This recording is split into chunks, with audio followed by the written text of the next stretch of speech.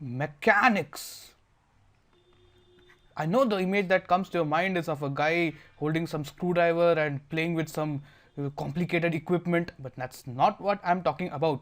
What I'm talking about is the mechanics in physics, which means the study of motion.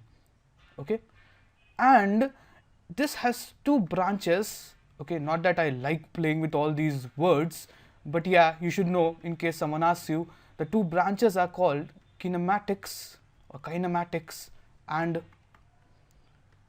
dynamics.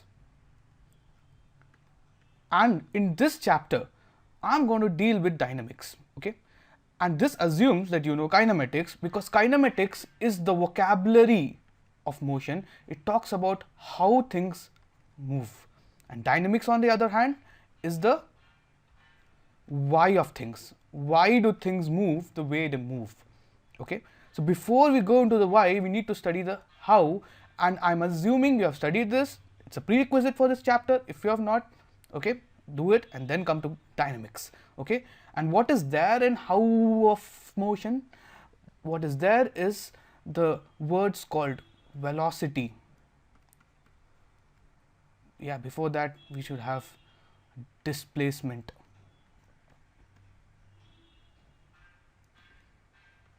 acceleration. Okay, so displacement is how much the position of an object changes according to any observer. Okay, velocity is the rate of that, and acceleration is the rate of change of velocity. You should be knowing all this. Okay, you should be knowing all this in 1D. Also, using the tool of the very powerful tool of vectors, how to extend this to 2D and consequently any dimensions. You should know this. Okay, you should also you should know some. One of the prerequisites is to know some of a bit of calculus. Okay, so you should know the grown up definition of velocity. Instantaneous velocity we call it as ds by dt. Okay, and the grown up definition of acceleration as dv by dt. The rate of change of velocity with time is the acceleration.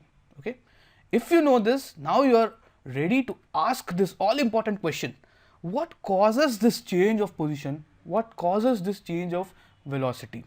Okay, and you know the miracle of dynamics. The miracle of dynamics is that it all comes down to a very simple set of laws, and I'm going to make it even more simplified and tell you there is only one law of due to this guy, favorite of ours, Newton.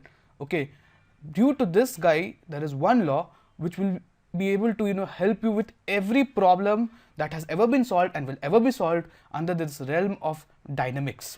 Okay, what's the caveat for that though? It's not, life is not that easy. Yeah, there will be some caveats. By caveats I mean, when can you use these laws? Okay, there is a caveat. Okay, and that is that there are two caveats actually. First one is it should be macroscopic objects that we are talking about. Okay, what do I mean by macroscopic? I mean that it's not the object shouldn't be of atomic or molecular sizes. What's the other thing? The other thing is that it should not be moving comparable to light speed. Nope, that's not allowed. Okay, it's not allowed. By that I mean it's not allowed using this guy's theory. It won't help us to understand these cases. Okay, so if you are a friend who is like Flash or something and is running near the speed of light, not that it's possible, if that's there, you can't apply the laws I'm talking about. Otherwise, if you have a football you're kicking around, if you have the earth going around the sun, if you have the moon going around the earth, if you have apples falling, all of these come under the realm of this guy's work, which is called Newton's laws. Okay, so before you get any more confused, I'm going to state this law. Okay, I'm going to state this law out. I'll state it out as F with this vector sign. You know what this means? It means this is this F, what I don't know what this is right now. This is some vector, it could have any dimensions, and mass, which is a scalar quantity, into acceleration, which you know very well. Okay, so this could be extended to any dimensions. This is ND equation. Okay, and this is kinematics, this is dynamics. In other words, you already know this. This acceleration is what you can see. This is the effect. and this whole chapter is going to be about what causes this effect and how are these linked together, and this mass gets a new name which I'll come to, okay, and mass, how does this affect the whole picture, okay. So this 1 inch equation can help you solve any problem and understand every kind of motion, okay. So before we dive any deeper into this, let me explain a couple of things. This equation does not tell you about the nature of this force. This is a very general equation, okay. This F is something which we call, not that I have defined force, I'll define it for you, okay. This is for now, force is some cause which causes some change in the motion, and what it affects is acceleration, okay. And you know what acceleration is, rate of change of velocity. Yeah, I know that if you are curious, like and ask dumb questions like me, you'd be like, hey, what are you saying, this acceleration, that means if something's going with constant velocity, doesn't need any cause. We're going to answer that just in the next module, okay.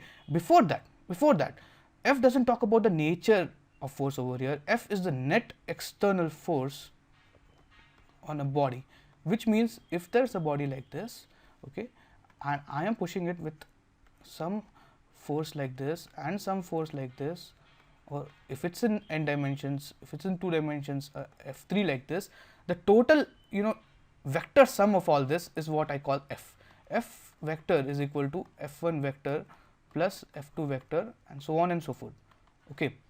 And this says that if you know the nature of all these forces and you compute the total force, then you can predict exactly what motion is going to be, and that's the aim of physics, isn't it? To predict the future in a very reliable manner. Yeah, bold claim, but yeah, you will see in the next module, in the subsequent modules, how we are going to make make true of this claim. And the first thing we are going to talk about is what happens when this force is 0. What happens if the force is 0? And this is what is called the first law of motion. Okay, it's called the first law of motion, but yeah, this one law can tell you all. And this is not due, I'll tell you something interesting, this is not due to our friend Newton. This actually came before him by another friend called Galileo. Okay, he talked about, for the first time, if this force is 0, what exactly is going to happen with a body, or what all things can happen with a body. And what happens if F equal to 0 is, from this equation you can see that A is equal to 0, acceleration is equal to 0, and yeah, but it doesn't seem to make a lot of sense. Force is 0, acceleration 0, that means it can move with constant velocity. You have studied if A is 0, velocity can be not 0, okay. How does this make sense? And yeah, you don't have to believe this, okay, F equal to ma. We will come to how we got into this, but the first thing we will go into this is the historical perspective, is how this first law come into the picture, and why, the more important question I think, why that this is not at all commonsensical.